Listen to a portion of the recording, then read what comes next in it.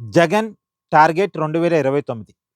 ఎందుకంటే 2029 అనేది వైఎస్ఆర్ కాంగ్రెస్ పార్టీకి చాలా ఇంపార్టెంట్. ఆ ఎన్నికల్లో వైఎస్ఆర్ కాంగ్రెస్ పార్టీ గెలిచిందా, ఆ పార్టీ బతికిపోయింది. లేదు 2024 ఎన్నికల్లో వచ్చినట్టే వైఎస్ఆర్ కాంగ్రెస్ పార్టీకి ఘోరమైన పరాభవం వచ్చిందా, ఇక ఆ పార్టీ ఉండదు. ఇది నిజం. ఒక ప్రాంతీయ పార్టీ ఎక్కువ కాలం ఓటములు ఎదుర్కొని నిలబడాలంటే, ఆ పార్టీకి బలమైన నిర్మాణం ఉండాలి. ఆ పార్టీకి బలమైన పునాది ఉండాలి. ఆ పార్టీకి బలమైన సిద్ధాంతం ఉండాలి. ఇది నిజానికి వైఎస్ఆర్ కాంగ్రెస్ పార్టీకి లేవు. బలమైన నిర్మాణం లేదు, బలమైన పునాది లేదు, బలమైన సిద్ధాంతం లేదు. రాజశేఖర్ రెడ్డి గారు చనిపోయిన తర్వాత ఆ సానుభూతి ఆధారంగా ఏర్పడి, కాంగ్రెస్ ఓట్ బ్యాంక్‌ని తన వెనకాల ర్యాలీ చేసుకొని, అంటే టీడీపీ వ్యతిరేక ఓట్ బ్యాంక్‌ని తన వెనకాల ర్యాలీ చేసుకొని, ఆ పార్టీ మనుగడ కొనసాగిస్తుంది. ఆ పార్టీ వెనకాల ఉన్న వాళ్ళ లక్ష్యం ఏందంటే, తెలుగుదేశం పార్టీని ఓడించాలి అనే లక్ష్యంతో ఉన్నవాళ్ళు. లేదు వాళ్ళు టీడీపీ వ్యతిరేకులు, బీజేపీ వ్యతిరేకులు, ఎన్డీఏ కూటమి వ్యతిరేకులు వాళ్ళంతా. ఆ వ్యతిరేక ఓట్ బ్యాంక్‌కి జగన్ ఒక ఆప్షన్‌గా కనపడ్డాడు కాబట్టి కాంగ్రెస్ నుంచి జగన్ వైపు వచ్చారు. రేపు జగన్ ఒక ఆప్షన్‌గా కనపట్లేదు అనుకోండి. ఇతను తెలుగుదేశాన్ని ఓడించలేడు. ఇతను ఎన్డీఏ కూటమిని ఓడించలేడు అనుకున్ ఆహ్, ఆహ్, అదెప్పుడైతే జనంలోకి అభిప్రాయం వస్తదో, జగన్ వైపు నుంచి వేరే వేరే వైపులుగా ఆ ఓట్ బ్యాంక్ వెళ్ళిపోయిద్ది. ఈ ఓట్ బ్యాంక్ ఏమి జగన్ నిర్మించుకున్న ఓట్ బ్యాంక్ కాదు. ఆల్రెడీ కాంగ్రెస్ వెనకాల ఉన్న ఓట్ బ్యాంకే వైసీపీ వెనకాలకొచ్చింది. అక్కడ లక్ష్యం ఏంటి? రాజశేఖర రెడ్డి గారి కుమారుడు జగన్ అనేది ఒకటే కారణం. రెండోది ఇక కాంగ్రెస్ పార్టీ లేదు. కాంగ్రెస్ పార్టీ వెనకాలుంటే మనం టీడీపీని ఓడించలేము. కాంగ్రెస్ చచ్చిపోయింది. కాబట్టి మనం వైసీపీ వెనక్కి వెళ్ళాలి. జగన్ వెనక్కి వెళ్ళాలి అనే కారణంతో వచ్చిన వాళ్ళు 2.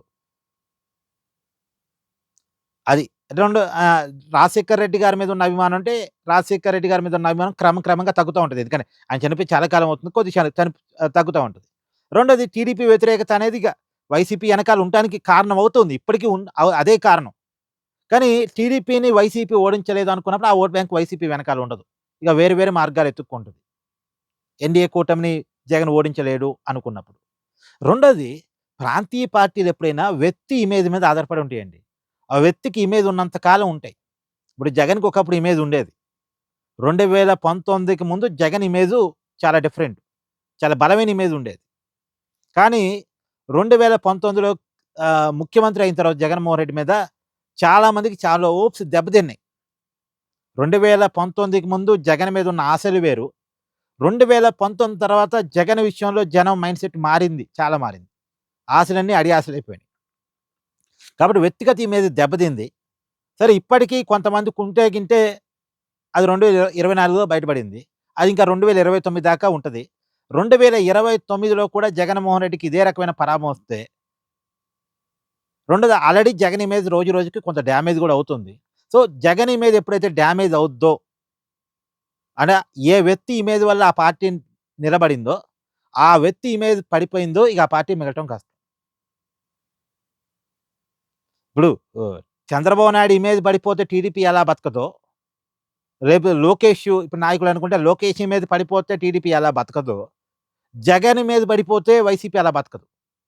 టీడీపీ తన ఇమేజ్ నిలబెట్టుకుంటూ వస్తుంది. పైగా టీడీపీకున్న ప్లస్ పాయింట్ ఏందంటే బలమైన నిర్మాణం, బలమైన క్యాడరు, బలమైన పటిష్టత. నిజానికి చంద్రబాబు నాయుడు గారు ఒక బలమైన వ్యవస్థని టీడీపీకి నిర్మించి పెట్టుకున్నారు. బలమైన పునాది ఉంది ఆ పార్టీకి. ఎన్టీ రామారావు కాలం నుంచి బలమైన పునాది ఉంది. తర్వాత చంద్రబాబు నాయుడు గారు ఆ బలమైన పునాదిని కంటిన్యూ చేసి బలమైన వ్యవస్థను నిర్మించారు. టీడీపీని ఒక పొలిటికల్ స్కూల్ అంటారు.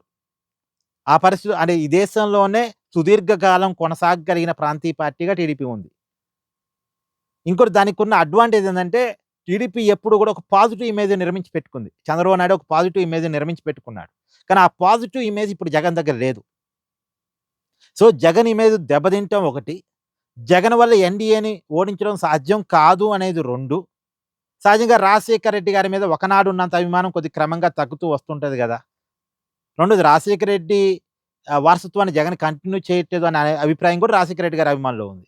కాబట్టి ఈ రకరకాల కారణాల ఫలితంగా 2029లో వైసీపీ మళ్ళా గెలవగలిగితే ఇగ ఓకే. ఇయన్నీ మళ్ళా పక్కకు పోతాయి. మళ్ళా జగన్ ఇమేజ్ పెరిగిద్ది.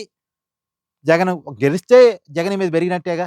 జగన్ మీద పెరిగిద్ది. మళ్ళీ పార్టీ నిర్మాణం, పాటిస్తా అంతా అంటే అధికారం ఉన్నంత కాలం ప్రాంతీయ పార్టీలకి ఇబ్బందుండదు. అధికారం లేకపోతేనే ఇవన్నీ గూడా సమస్యలు. అధికారం ఉంటే ఆటోమేటిక్‌గా మళ్ళీ ఇమేజ్ బిల్డప్ అవుద్ది. పార్టీ కొద్దిగా స్ట్రెంత్ అవుతా ఉంటది. ఇయన్నీ జరుగుతా ఉంటాయి. కానీ అధికారం 2029లో గనక రాకపోతే ఆల్రెడీ జగన్ ఇమేజ్ దెబ్బతింటుంది గాబట్టి, మిగతా సిట్యుయేషన్స్ కూడా కొద్దిగా నెగెటివ్‌గా ఉన్నాయి కాబట్టి, ఆ పార్టీ బతకడం అనేది కష్టం. సో, 2029 అనేది జగన్‌కి ఒక అగ్ని పరీక్ష. గెలిస్తేనా ఆ పార్టీ ఉంటది. లేదు ఇదే రకమైన దారుణ పరాభవం అంటే, మరి ఇంకెవరున్నారండి జగన్ కాపోతే అంటే, కొత్తోళ్ళు పుట్టుకొస్తారు. ఎవరో ఒకళ్ళు పుట్టుకొస్తారు. ఇప్పుడు తమిళనాడులో జయలలిత చనిపోయిన తర్వాత పొలిటికల్ వేకెన్సీ ఉన్న టైంలో విజయం పుట్టుకురాలే? ఎవరో ఒకళ్ళు పుట్టుకొస్తారు. కొత్త శక్తులొస్తాయి. అసలు అప్పుడు పవన్ కళ్యాణే ఈ కూటమి నుంచి విడిగా వచ్చి ఒక ఆల్టర్‌నేటివ్ కావచ్చేమో. చెప్పలేం. ఏదైనా జరగొచ్చు రాజకీయాల్లో. కాబట్టి 2029 అనేది జగన్‌కి ఒక అగ్ని పరీక్ష. కానీ మరి అగ్ని పరీక్షను ఫేస్ చేయటానికి తట్టుకునే రకంగా జగన్ ముందుకెళ్తున్నాడంటే, జగనైతే అలా వెళ్ళట్లే మరి. 2029లో అంటే 2029లో గెలవటం కోసం ఎన్ని ప్లాన్‌లెయ్యాలో అన్ని ప్లాన్‌లే చేస్తున్నాడు గానీ, ఆ ప్లాన్‌లు కరెక్ట్ అయిన ప్లాన్‌లు కాదు. ఎన్ని ప్రయత్నాలు చేయాలో అన్ని ప్రయత్నాలు చేస్తున్నాడు. చేయటానికే చేస్తున్నాడు. కానీ ఆ ప్రయత్నాల్లో సరైన దిశ లేదు అని నేననుకుంటున్నా. ఇక్కడ మీ అభిప్రాయాన్ని కూడా కామెంట్